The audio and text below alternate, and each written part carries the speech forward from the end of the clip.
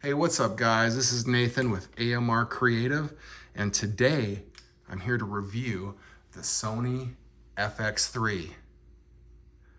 All right, I do video production for a living.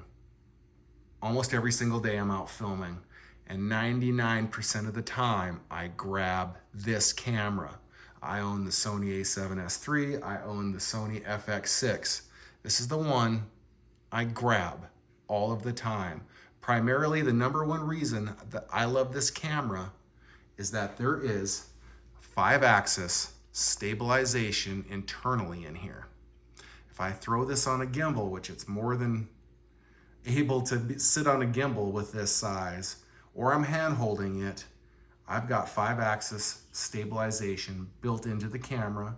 Depending on your settings, you will get the most steady shots unimaginable. Okay, that's all done internally with that axis stabilization. Like I said, there's different settings you can set it on, but it does wonders. It's amazing. The other thing I like about this camera is its size. Look at how small this is. This is a tiny, tiny little DSLR that can fit in your hands so easily. Ergonomically, it's easy. Holding onto the handle, you got a grip here. There's a million different ways to shoot with this camera, and just the form factor and the size is just great with this thing. All right, we've covered the internal stabilization and the size. So with the size, you would think that, you know, maybe it cuts some corners with image quality or something. No, this camera is a powerhouse. Like I said, my favorite camera of all time.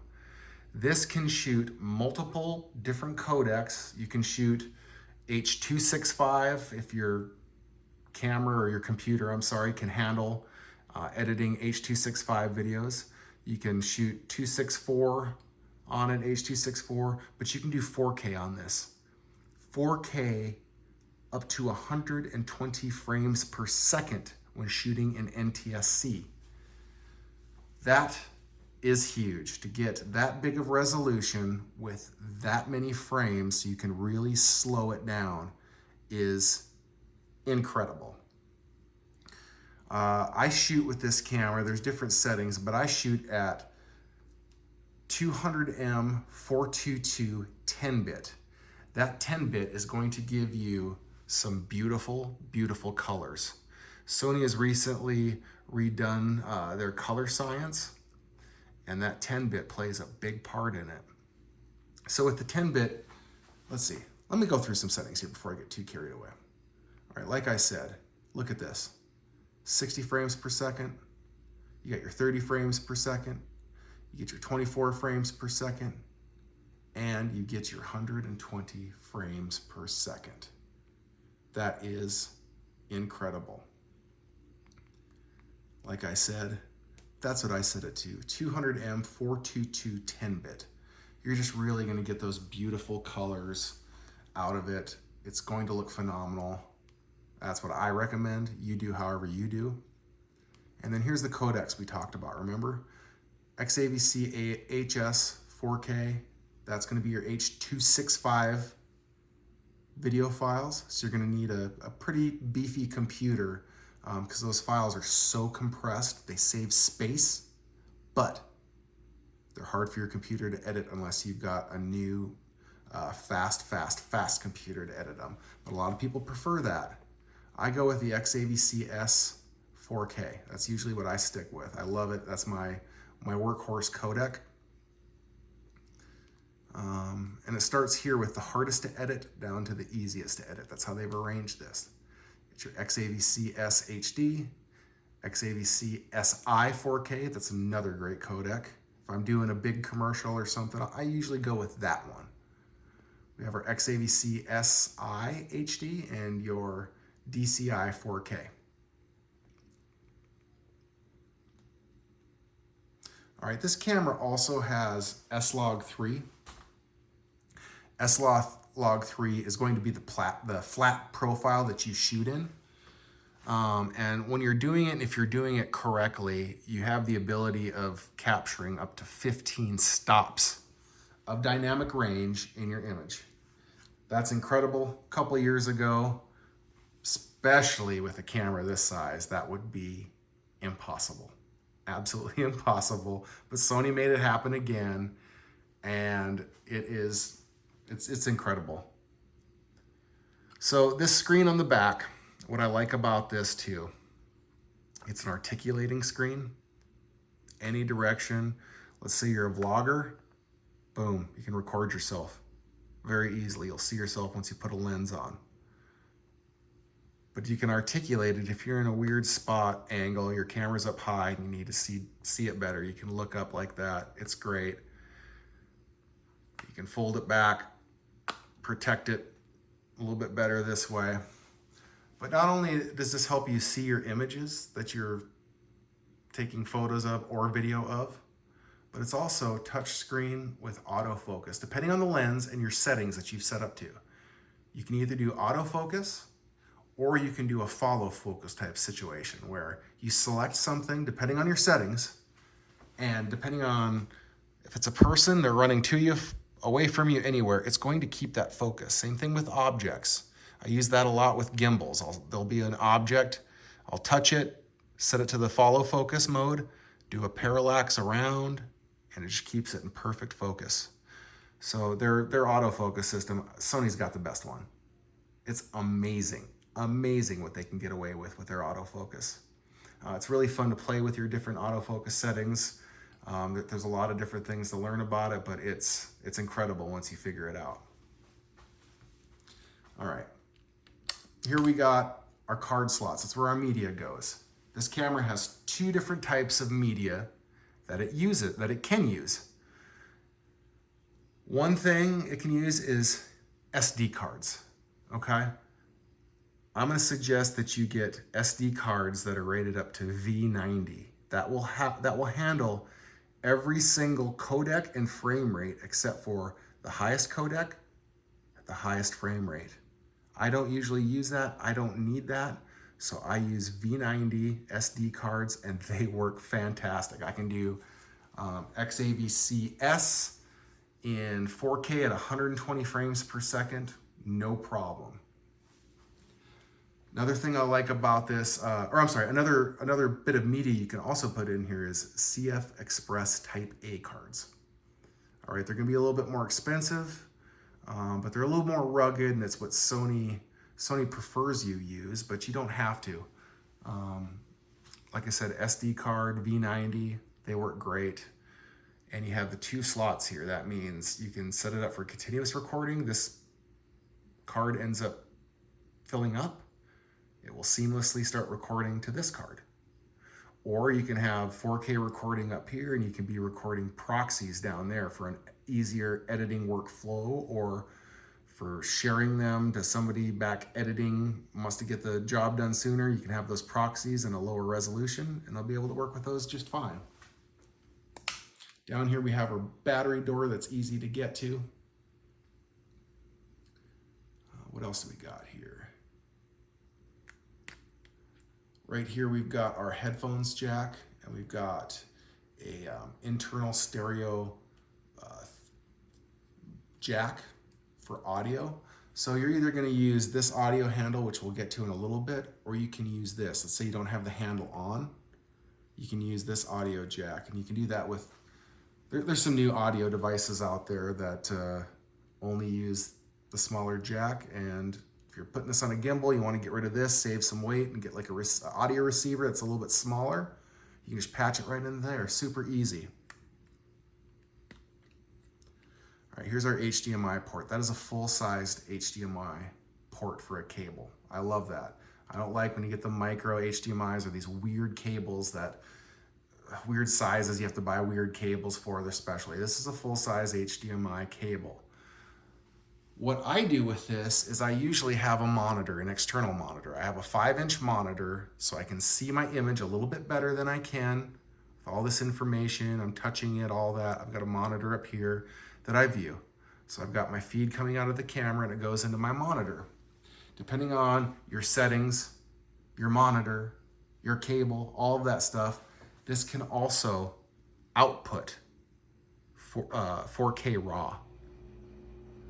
To do that, like I said, you have to record it externally. You cannot get internal recording of RAW with this camera, but they do have the option externally. So that's super handy if that's the workflow you want to work with. I don't necessarily use it, but a lot of people do, and it's very, very handy. All right, down here you got some other ports here. That's your camera control port, and then this is a USB-C port. It also does multiple things, but one thing I like about this is if you got a power delivery device and you have a battery in here, you can power this camera for extended amounts of times. Just got your little power delivery device. It's going to put the power in through here as long as the battery is in there. Your power delivery device can die and then the battery will take over. But that can extend your times on this camera. I mean, depending on what power delivery device you got, you can probably record or have the camera powered for days. It's super handy. All right, let's talk about up here now, this handle. This handle comes on and off very easily, and it's powered by the hot shoe, okay? Sony's got a hot shoe right here. It's not a cold shoe, it's a hot shoe. What does that mean? It means power is delivered from it to power this unit up here. And it also means that it'll work with your audio as well.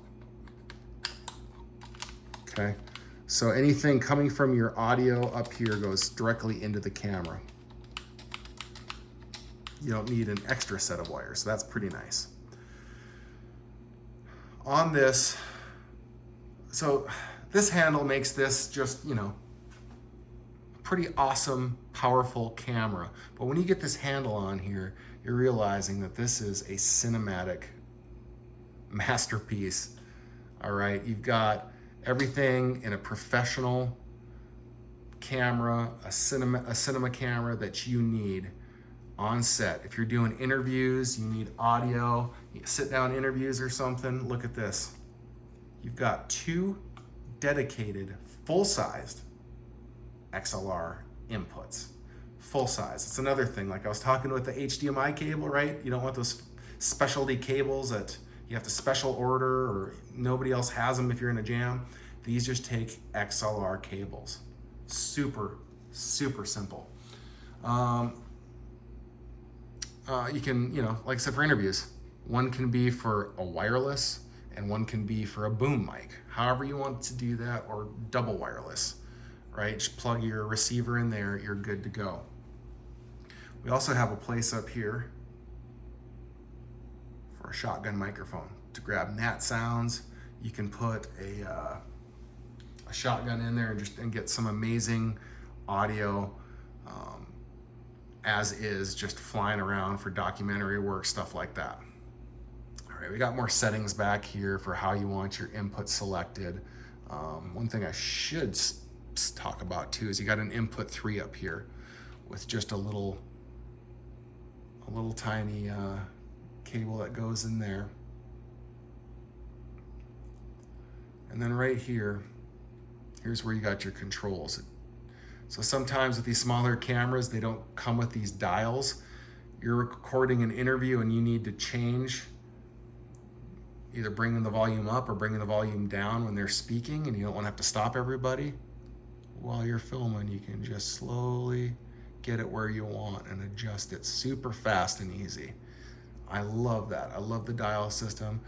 I don't know if you can see up here, but we've got mic plus 48, so we got our phantom power. If we want to have our boom mic powered, we can do it right there. Both channels have that. You got an attenuator, which is really nice. I use that all the time. Overall, an amazing camera. I don't even know if I've touched on half of the features with this thing, but it's my go-to camera with that interstabilization, full frame, the size factor, and we haven't even talked about like accessories and things really that you can add to this camera. You can configure it in a million different ways. I've got, I put this on gimbals, like I said. I've got an easy rig setup that I can do, and I've got the string there and it just hangs. I can shoot that way. I've got a shoulder rig for this. I've got a way to power this with V-mount. So the options are really endless with this. It's just how you're gonna use it, what you need it for. The possibilities are endless. This is a very, very professional camera. You can also configure some of these buttons to whatever you want, different types of settings in here, so you can even be a little bit faster. We've got some threaded things you can put accessories in.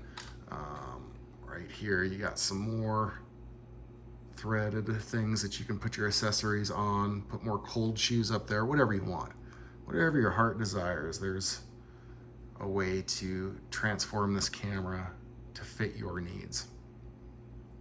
And then we also, this is a great grip too. If you're running and gunning or doing handheld, or just putting on a tripod, you need a little more security. It's a great little tool, great handle. So anyways, like I said, I do this for a living. I own 3 Sony cameras. This is the one that I recommend the most. It's the most powerful camera for its size out there. I love it. I hope you pick one up as well.